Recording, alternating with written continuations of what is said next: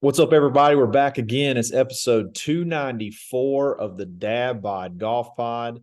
It's Kyle and Ben, and we are ready to rock and roll. Tonight's episode is brought to you by Bet Online, the number one sports betting website in the country. Tonight, today, tomorrow, morning, lunch, whatever. I did it again. But it's still, regardless, it's still brought to you by Bet Online, the number one sports betting website in the country, in the world. Use coupon code BLEAV, BLEAV, get a 50% welcome bonus. Give them $100. They're going to give you 50 back on top, free to play with, and then go nuts. Load up that account for college football, NFL.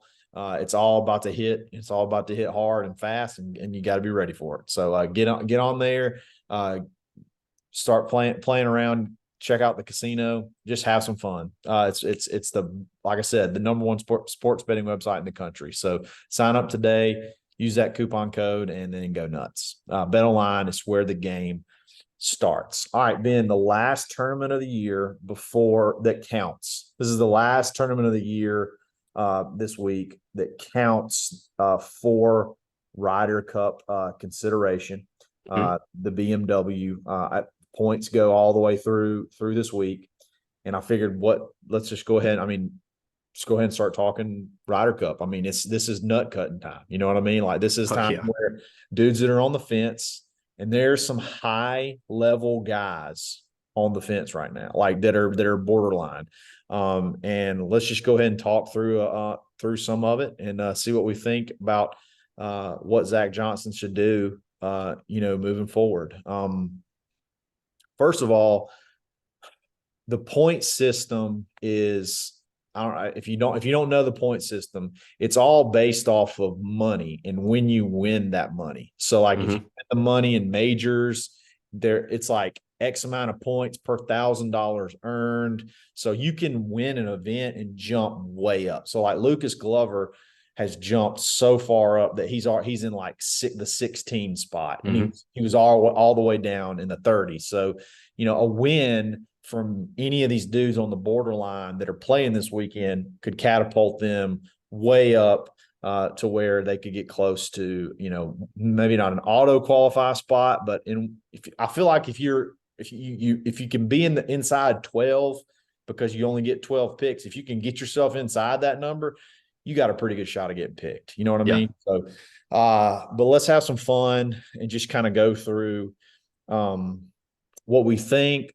what should happen, and then just see where it takes us. So we got a list of 6 guys, all pretty big name guys that are borderline, and typically these guys aren't necessarily borderline. So first name on the list, Tony Finau. So Tony Finau right now is at 21. Okay. He's played in a couple of Ryder Cups. I think he's got sort of a iffy type record in the Ryder Cup. Is Tony Finau a guy that you think stands a chance? Should he even be considered as a wild card captain's pick? Yes. Okay. And the reason being is because Tony Finau is one of those guys that's a great team room guy. And with this being a team event, like, everybody loves him. I said the same thing because they were talking about, there were people even saying, what if Max Homa, doesn't do well these last couple of weeks and he drops a little bit, or people do better than him and jump above him? And I was like, I don't know. Max could be a guy that could play his way out of it, because if he moved down to 8 or 9, they may not get picked. And I said, and the reason being is because the Finaus of the world that are good locker room guys and are huge on playing team events, like, they love it. And you got to kind of have that atmosphere. I think they learned their lesson back with Tiger and Phil, like, having the best players from the tour on your team are not necessarily always the best way to do things, because the two of them didn't do crap earlier in their career when they got paired together and when they were on the same team, because it was a bunch of individuals. These guys, I think they're taking the European way of doing things and looking at it like team guys. And I think Finau is one of those team guys. Now, he's way down there. That would be a way out of the box pick if he went with Finau. Yeah, he's 13th in the FedEx Cup, so he is playing this weekend. If he were to win it'll catapult him up, fairly high, especially depending on, especially since some of the dudes that I have on this list are not playing this weekend. Mm-hmm. So he's had a fairly good year, 2 wins. I mean, I say fairly good. 2 wins is a good year any year. 5 top fives. I just he's missed 2 of his last 4 cuts, 3 of his last 6. I love Tony. He's got a 3-3 record in the Ryder Cup.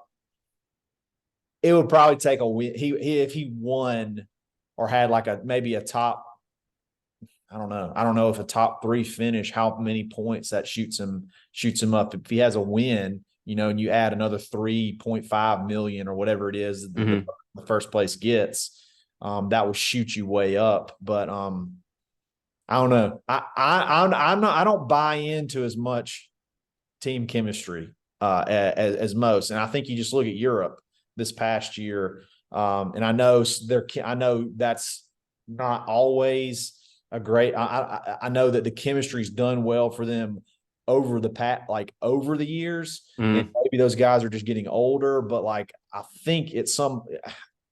I don't know. I just think you got to take hot dudes that are playing hot right now. I think I would lean that way. I would want guys playing hot golf, like playing good golf. Tony's been playing decent golf, but 3 of the last 6 cuts he's missed. I don't know. It'd be tough for me. I don't know. I mean, I think he's a non-factor right now anyway, because like you said, I think he's going to have to finish top 3 in order to move up to be in consideration. He's at 21 right now. Yeah. So, I mean, it's hard to imagine when you got to pick 6 captain's picks from spot 7 through 21, Tony Finau is not going to probably be a name that jumps up there. Yep. I wanted to have him on the list because he's played in the Ryder Cup the last 2 times. No, and he's explained, he's been one of those been vocal, said I'd love him to have a captain's pick, but I think he also is a realist and understands he's number 21 right now. So unless he wins this weekend, he wins this weekend, and even is he going to pick the week of the FedEx Cup, or is he going to pick that Tuesday after the FedEx Cup Championship? It's hard to say. I think he said he was picking the Tuesday after the FedEx Cup Championship. So if Tony were to win this week and finish top 5 in the FedEx Cup Championship, he may, even though that win in the FedEx Cup Championship in Atlanta wouldn't count towards the Ryder Cup points, I think it's definitely going to count towards captain's pick points and sure. what Zach Johnson. I mean, he's going to be watching that weekend. It's not like he's going to be like, I know the points are in, but so I'm just going to quit. I'm not going to pay attention this weekend in case some guy if you run off 2 big weekends in a row. I mean, that could get you where, like I said, like playing hot golf. Well, I say that to say this, and I'm jumping ahead of you here. I think Lucas Glover has to do that. I don't know that he's done enough to be a pick right now, even though he's been a hot golfer. Lucas is on my list, so let's go ahead and have that. Let's go ahead and have that discussion. I think that he has got to play well this weekend and in the FedEx Cup Championship in Atlanta in order to get a pick. Even though the FedEx Cup Championship in Atlanta doesn't give him any points, I think that yes, he's had a great couple of weeks. However, that's not been consistent all year. And he jumped up 16 spots. And that's based on the money. He's playing an elevated event, so the money's bigger than what it is in other tournaments. So he's had a few top 5s. He's had a few top 5s out of the last few tournaments ever since he made that putter switch in Ohio at Jack's tournament. And yeah, he did miss that qualifier. You and I talked about that in the last pod, but he has had some top 5 finishes and he's won 2 tournaments. But I still think, as bad as it sounds, the pressure is still on, and I think he's still got to play better to jump up there because he doesn't have the Ryder Cup experience. He doesn't have. You don't want that newbie in the room that doesn't know what to expect because they're playing. I think this would be a whole different discussion if they were playing at home, playing on European soil, where those people are a little bit rowdier than what we have as far as the Americans are concerned. Whenever they have a tournament here, I don't think that Zach Johnson wants a newbie out there teeing off on number 1 that hasn't experienced that before through Ryder Cup competition. Yeah, here's another thing to think about. Like, what's the weather like right now in Italy, like in Rome? Like, what is it their wet season? Is it cold? Is it like what is the temperature right now? Because I'm just thinking if Lucas has got to put a glove on, we're in trouble. You know what I mean? He's a no glove guy. No. You're really stuck on the no glove thing, man. You're Here's like, my you know thing. what? If Lucas has got to play in Sweden, he just ain't gonna make it because his hands are gonna get cold. He doesn't wear gloves, so it's an issue. So Lucas is 16th, which is really in that wheelhouse of dudes that could be picked. I mean, you're talking 12 to 16, really 11 to 16.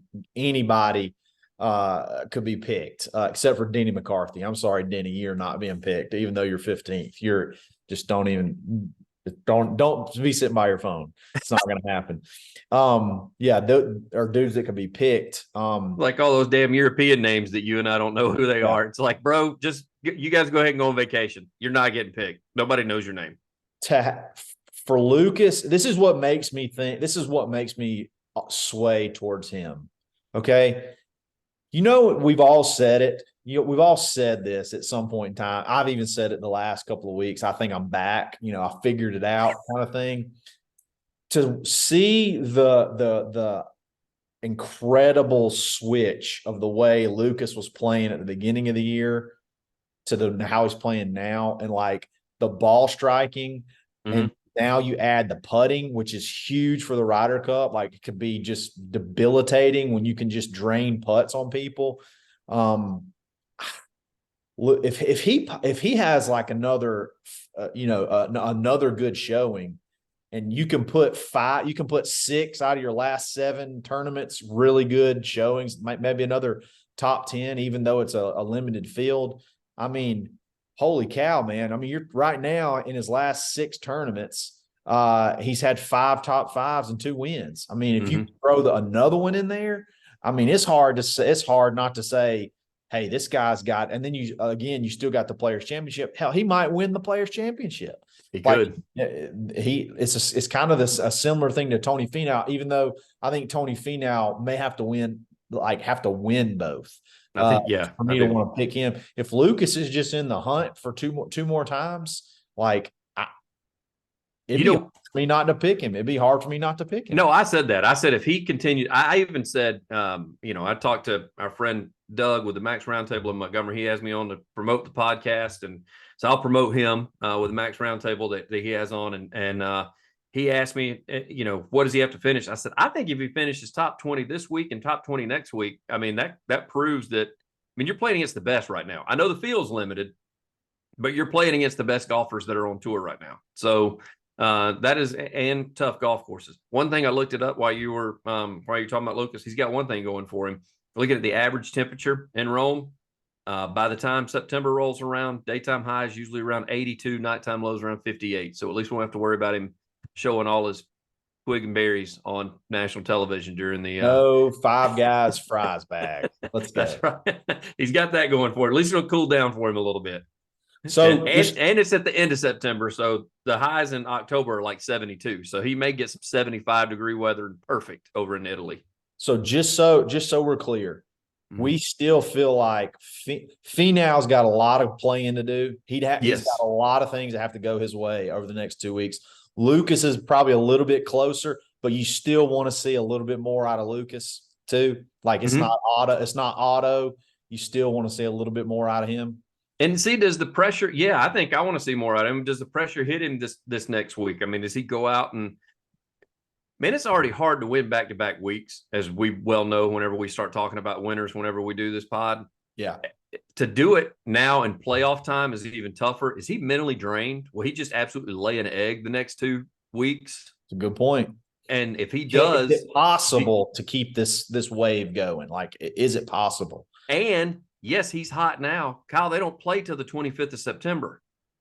Yeah. I mean, is he hot a month from now? Yeah. Or is he just hot now? Yeah, I know. He'll probably pick right back up. And I mean, are there any events between now and in the Ryder Cup? Even when there are, a lot of them don't play in them because Yeah. they start RYDER Cup practice 2 weeks out, so they've got maybe 2 weeks to play. And you got to think all these guys that are playing right now back to back to back to back weeks, they're not going to play in any events if they are. Bro, you got the Fortnite Championship coming up right after. It's a couple of weeks though after. It's a couple of weeks after the Tour Championship. It's not directly after it. No, but see, that's the thing is if the RYDER Cup's on the 25th, they usually go over 2 weeks early. Yeah. So, I mean, are they even going to be around? Because it's with it being in Europe, they're going to leave earlier than what they would if it were still played in America. So, sure, got to.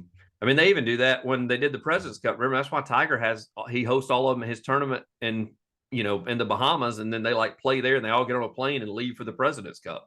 Yeah. And so, same thing with RYDER Cup. They'll be over there.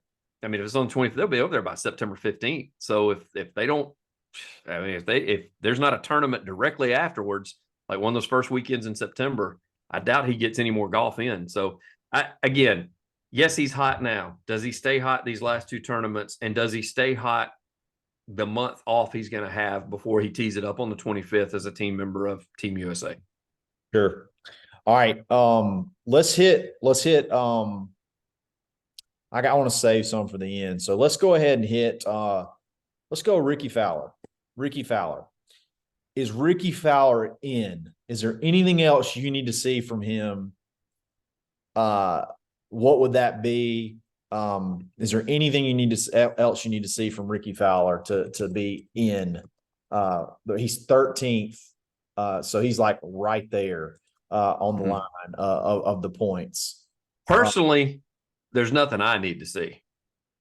I think Zach Johnson, because he is in the field this week. He did qualify. He's made it. He's made enough points to get him 12th. Yeah, it's kind of crazy that we're talking about a guy that didn't qualify for majors this year, but he's qualifying to play in the FedEx Cup because he got hot at the right time. So personally, I think he has. I kind of wonder if Zach Johnson's kind of taking the same look at him that he is with Glover, where he's like, okay, let's see how he ends the season before I start chirping on whether or not I'm going to pick him. Again, if it's a tiebreaker between he and Glover, Ricky's experience probably gives him the tiebreaker of getting picked over a Glover because of all the Ryder Cups he's played in, all the President's Cups he's played in.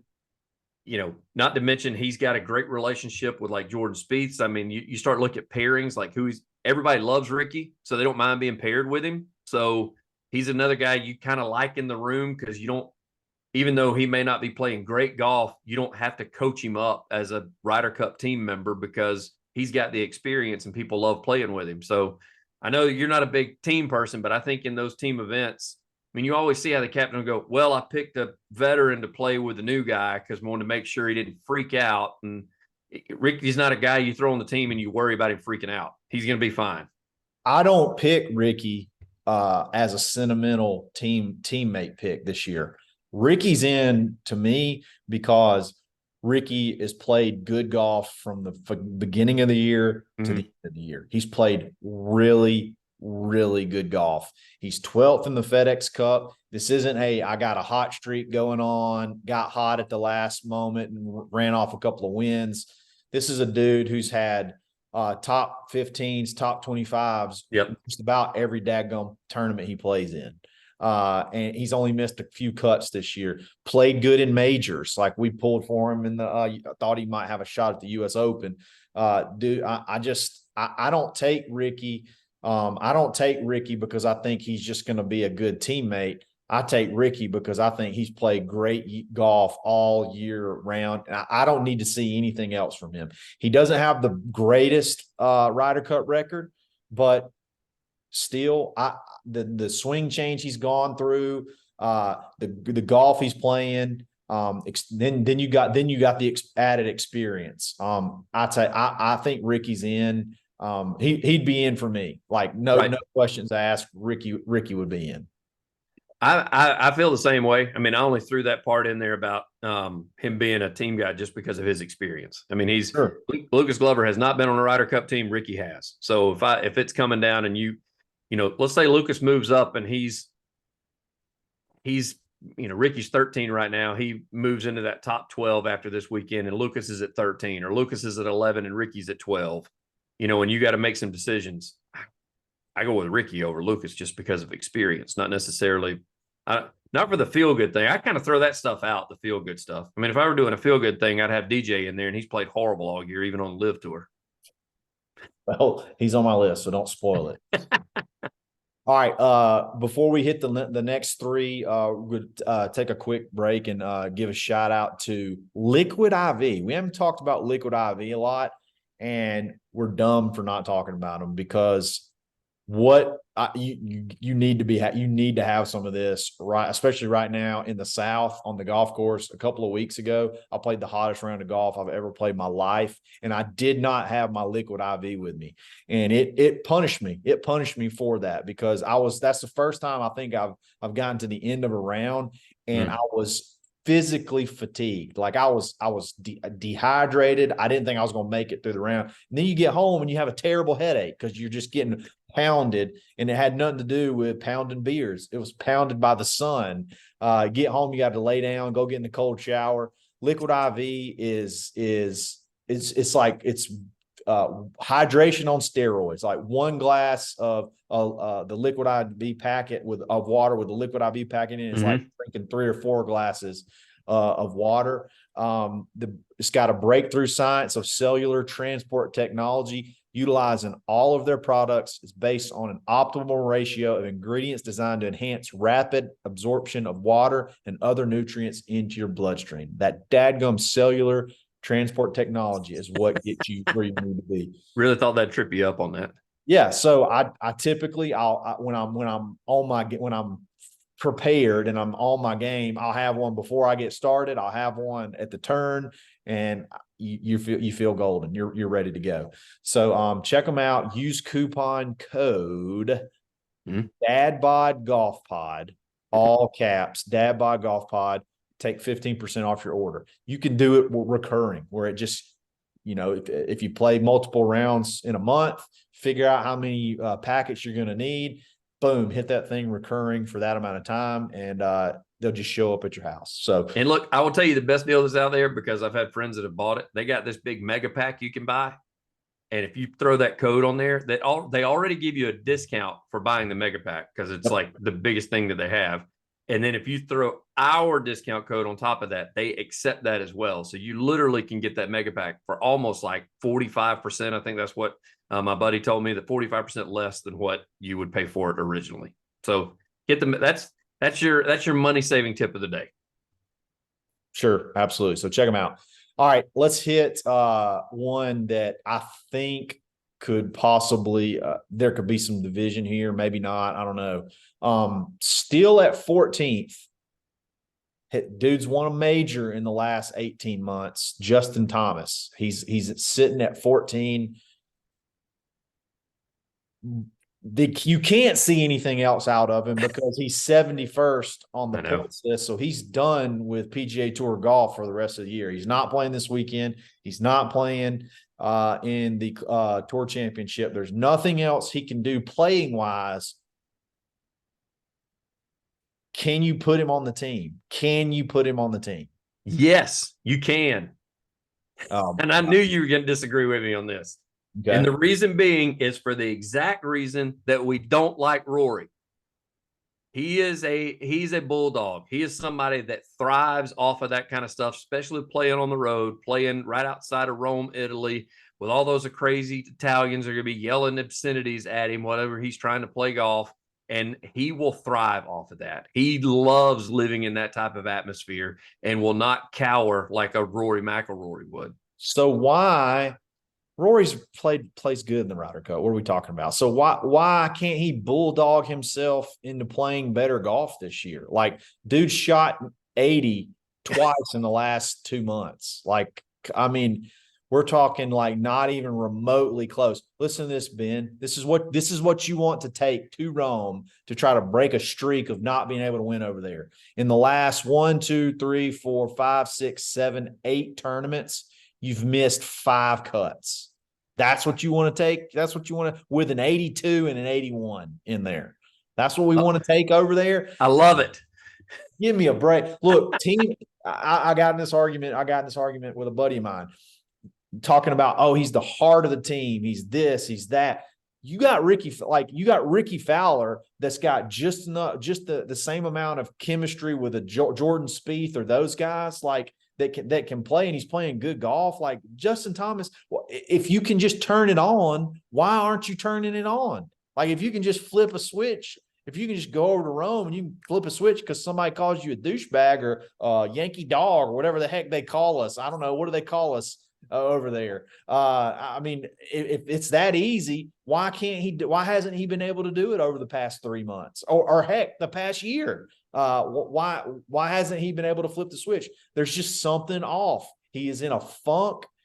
I don't know that I just don't know that I want to see him over there. I know Tiger's going to probably have a lot of influence on this, and they're buddies. So, and technically the points wise, he's right there borderline. But you can't look past, I cannot look past this last 2.5 months and be okay that just the Bulldogs are going to come out. So let me ask you this. When you look at the standings, you got those in front of you, right?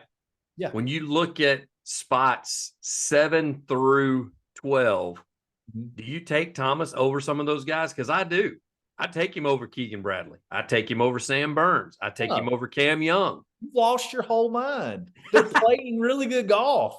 I wouldn't take it. I don't think I'd take him over any of those guys. I mean, I really don't. I think 7, 8, 9 are locked in.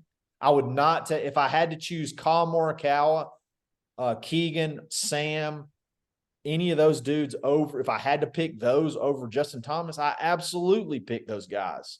I take Colin 100 times right now. I take Colin, but that's why I didn't mention him. I'm telling you, I take Justin over Cam, over Sam, and over Keegan. You're crazy. You're picking on feels is what you're doing. It is. That's exactly. I play on feels. I mean, why would I not pick on feels? I play on feels. We're trying to win, man. We're trying to go over there and win, not go over there and have nostalgia. Okay. Listen, Kyle, all we got to do is beat 2 players on that European team, and we're fine. All right. You're trying to coattail Justin Thomas into this thing. He's going to bring everybody down, but the Euro team's so bad. I mean, I don't know. They may literally. You look at the top 20 of the Euros. You probably know 5 players on there. No, I'm not sure that I could. I'm not sure I know 5. Like, no, I mean, Victor, Shane Lowry, Rory, and who's the other guy? Tyrrell Hatton. I know. Yeah, Tyrrell Hatton, which I don't think he's a thing, but yet Rory and John Rahm are the 2 you got to beat. Everybody else, you're fine. Yeah, I mean, I get that. Tommy Fleetwood can play, but yeah, and then he melted down and got beat at the Canadian Open. Yeah, I get it. I'm still, I'm not taking my chances with Justin playing the way he's playing, and I love Justin Thomas. He's one of my top 3 favorite golfers playing golf right now. When Tiger's not in the field, he might be my favorite. He might be number 1. If anybody could win, Justin Thomas may be my favorite guy that I get the most hype for if he's got a shot to win. He's not playing good golf. I don't want him anywhere near. I want him to be on this side of the sea. So let me ask you this. Are you going to be pissed if he gets picked? I'm going to be like, yes, I'm not going to be pissed, but I'm going to be very I'm going to think we didn't try real hard on these. Like we didn't think real hard on these picks. You're going to think you're going to think that they picked off buddy system instead of off merit. Yes. Okay. Absolutely. It's buddy. I'm going to lose faith in what's his name? Zach Johnson, if that's the route we go. Well, I mean, there's a good chance Freddie Couples is one of the captains, and Freddie and Tiger are real good friends. So I'm sure Justin's got an in right there on helping as far as the picks are concerned. Probably. All right. You got to talk about them because they've played in it, and at least one of them has played good golf this year. But I'm gonna start with Bryson, the old live guy. Mm-hmm. I think he's won a few times. He shot the 58, which ended up wasn't, if you really look at the stats, ended up not being that incredible. I know you're gonna say what, but it was not that incredibly impressive. If you look the par 70.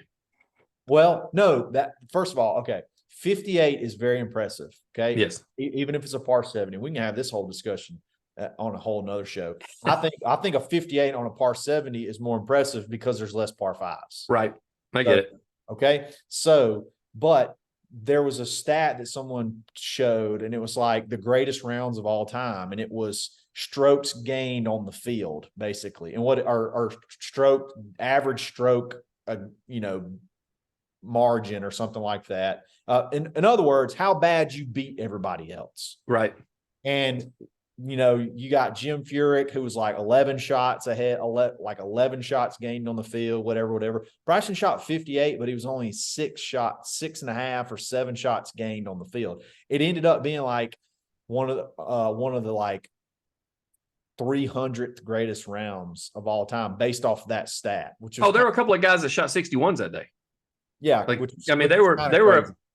were a stroke or two away from being right there with him. Regardless, Bryson has played really good golf this year. He's got a win on the Live Tour. I think he's played pretty good in majors. I think he had a top 10 finish in the PGA possibly, or something like that. I take Bryson just because I think Bryson, it's really hard to tell. It's really hard to go off of how they did, like how they're doing it on the Live Tour. I guess we should have thrown Taylor Gooch on this list, but he started out hot and kind of fizzled late. So yeah, mainly Bryson, just because of he's played good. He played good in a couple of majors, and he's had success and kind of dominated last year. Not last year, the last go around he played really good. Is Bryson in your mind, or do some things have to shake out? If you're the captain, is Bryson in?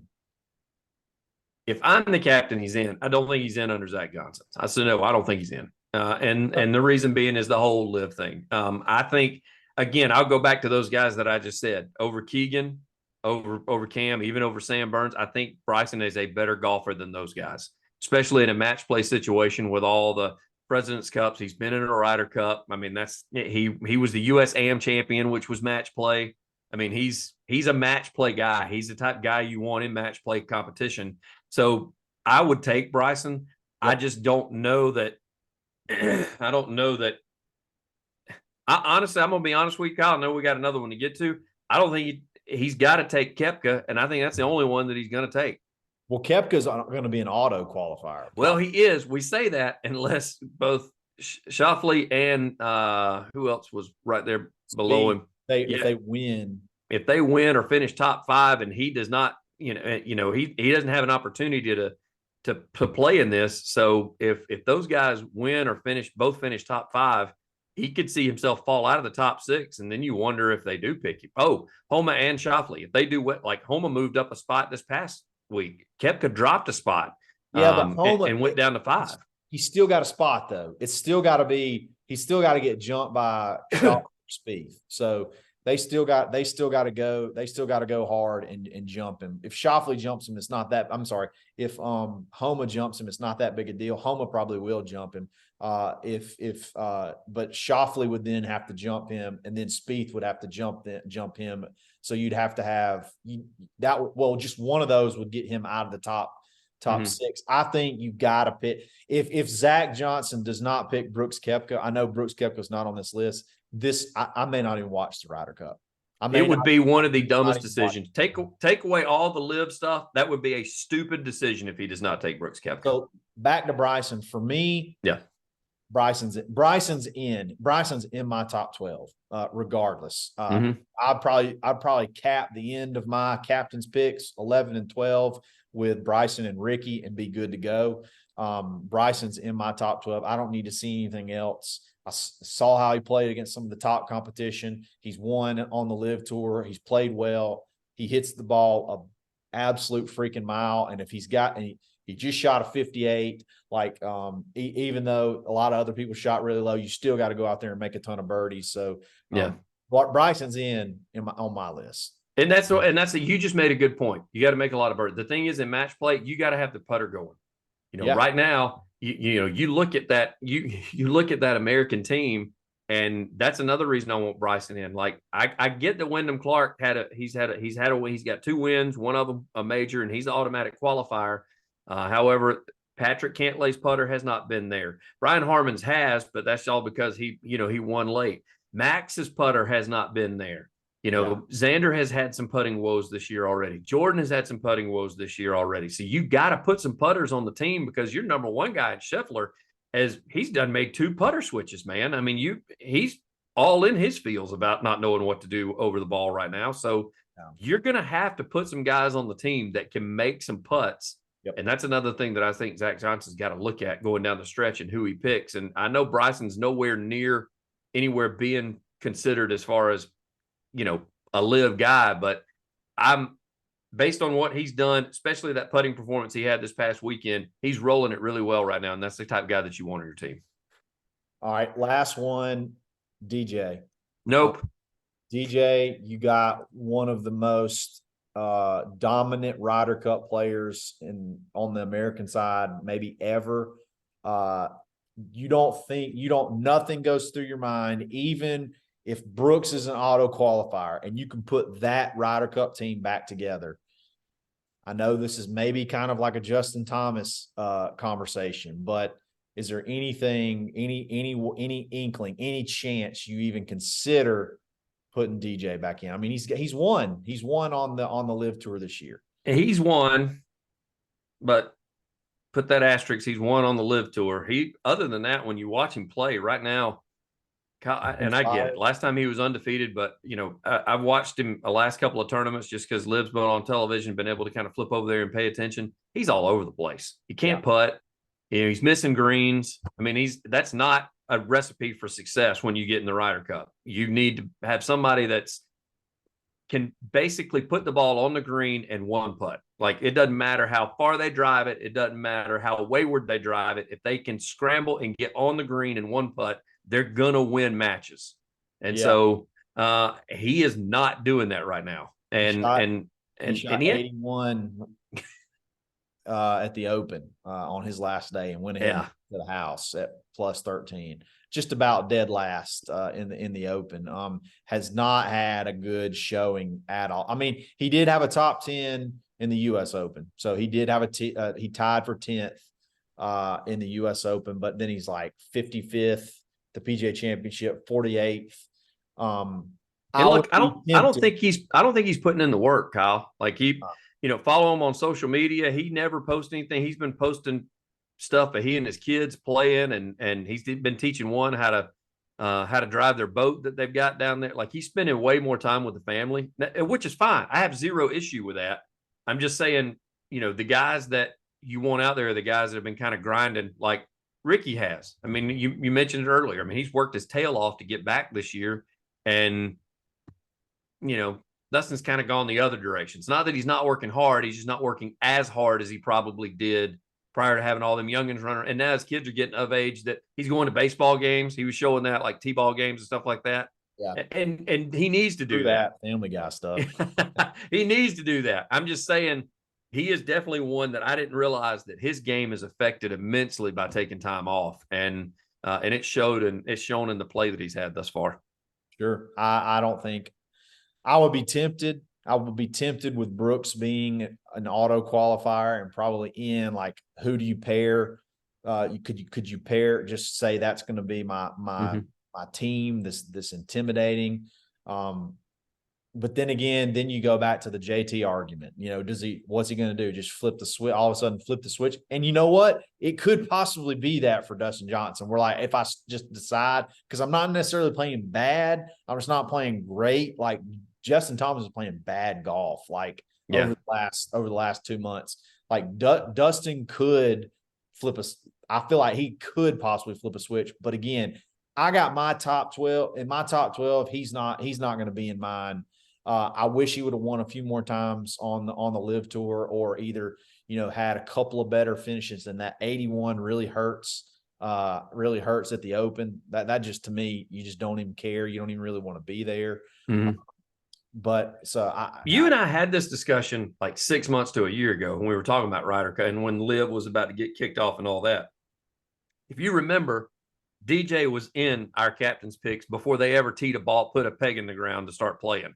Because we were like, he went undefeated last time. You got to pick DJ. You got to go with Dustin Johnson. And in that last 6 months to a year from that discussion we had, he ain't done a whole lot to show us why he should be in that top 12. So I would love to have him just based off of what you just said. It's kind of the same. You just mentioned the JT conversation. Yeah. The guy that can possibly, if there's a guy that can turn it on come Ryder Cup time, I think he can. And, different than Justin, where you said, well, how come Justin didn't turn it on in the, in regular play during PGA Tour events? With DJ, he didn't have to turn it on. If it's a team event, so if his team was doing well, he could just kind of go out there and just do whatever. Have one or two good rounds. You don't have to put 3 together. Just have 1 or 2 for the team. Yeah, I'm with you. It's going to be interesting. Like I said, you got the points end after this weekend. You got the 70. I think, is it 70 or 50? I can't remember exactly how many this field is for the BMW. It's a smaller field. I think it's 50. And then you go. I think it's 50 to 30. Isn't it? Yeah. So you drop from 50 to 30 here. But the points end after this. So then auto qualifying's done. It's gonna be interesting to see what happens with Brooks. Does he drop out? Then that conversation happens. Again, I'll go fight Zach Johnson if he doesn't take Brooks. But yeah, it'll be interesting to see. I think that's going to be it for tonight. We'll talk back again. I will say this, Kyle, before you go. I'll say this. You talk about fighting him. I will really fight it, even though I was a big proponent of Justin Thomas. If he doesn't pick Brooks and he picks JT, if Brooks gets knocked out of that top 6, I'm going to be pissed at that. We're going to throw hands. Then we both show up in Iowa or wherever it is Zach Johnson lives, and we're going to have a discussion. No, I'm just kidding. But anyway, y'all have a great rest of the day, and hopefully we'll talk back again tomorrow. So this is episode 294 of the Dad Bod Golf. 294. And we're always stroking.